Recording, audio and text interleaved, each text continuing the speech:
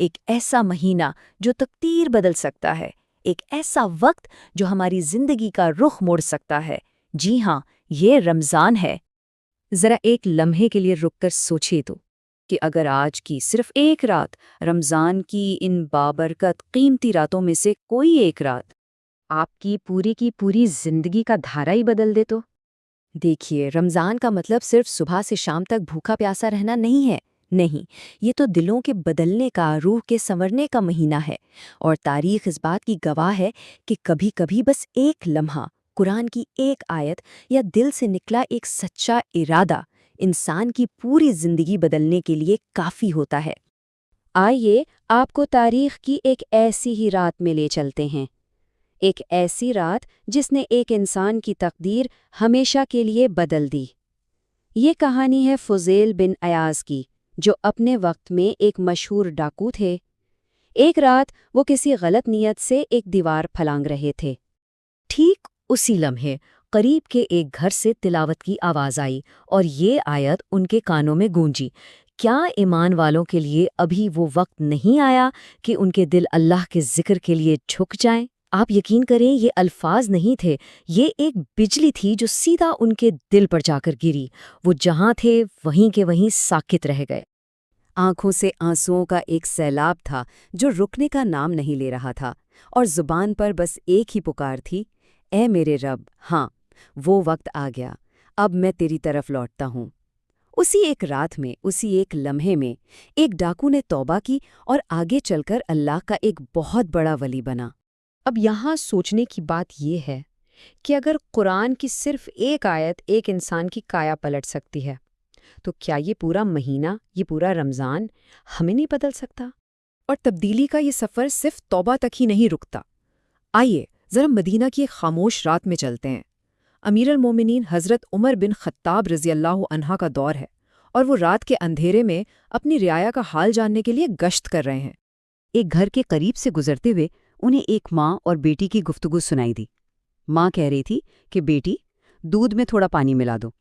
بیٹی نے کہا کہ خلیفہ نے اس سے منع کیا ہے، تو ماں نے جواب دیا: ارے اس وقت عمر بھلا کہاں دیکھ رہا ہے؟ اور تب اس لڑکی نے وہ تاریخی جواب دیا جو تقوی کی اصل تعریف بن گیا: اماں، اگر عمر نہیں دیکھ رہا تو عمر کا رب تو دیکھ رہا ہے نا؟ بس یہی تو تقوی ہے، یہی تو روزے کی اصل روح ہے کہ جب آپ کو کوئی نہ دیکھ رہا ہو تب بھی اللہ کا احساس، اس کا خوف، اس کی محبت دل میں زندہ رہے۔ رمضان ہمیں اسی تقوی کی ٹریننگ دیتا ہے۔ اچھا، تقوی کے اس احساس کو اگر اور گہرائی سے سمجھنا ہونا تو آئیے امام احمد بن حنبل رحمۃ اللہ علیہ کی زندگی کی ایک جھلک دیکھتے ہیں۔ رمضان کی ایک رات ہے اور وہ عبادت میں کھڑے ہیں اور زار و قطار روئے جا رہے ہیں۔ کسی نے ہمت کر کے پوچھ ہی لیا کہ حضرت، اس قدر رونے کی کیا وجہ ہے؟ تو انہوں نے ایک ایسا جواب دیا جو آج بھی دلوں کو ہلا دیتا ہے۔ فرمایا: کیا معلوم کہ یہ میری زندگی کا آخری رمضان ہو۔ ایک لمحے کو سوچئے، اگر یہ احساس ہمارے دل میں آ جائے کہ یہ ہمارا آخری رمضان ہے تو کیا ہماری نمازیں، ہماری عبادتیں ایسی ہی ہوں گی جیسی آج ہیں؟ کیا ہماری آنکھوں میں بھی وہ آنسو ہوں گے؟ کیا ہماری راتیں بھی سجدوں میں اسی طرح گزریں گی؟ رمضان صرف عبادت اور تقوی ہی نہیں سکھاتا، یہ ایثار اور قربانی کا بھی مہینہ ہے۔ اور اس کی سب سے روشن مثال ہمیں شیر خدا حضرت علی بن ابی طالب رضی اللہ عنہ کی زندگی میں ملتی ہے۔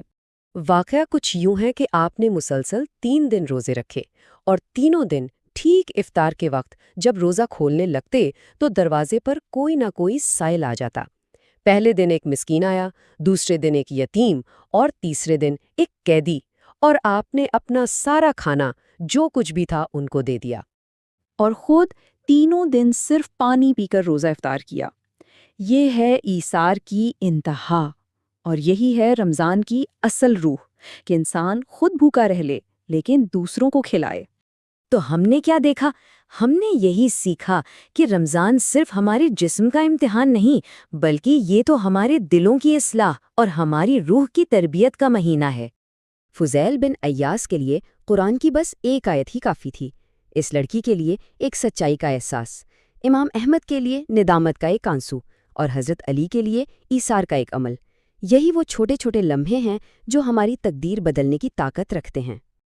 اور اس پورے مہینے بس یہ ایک احساس، یہ ایک سوچ ہمارے دل میں ہمیشہ تازہ رہنی چاہیے کہ کیا معلوم شاید یہ ہماری زندگی کا آخری رمضان ہو۔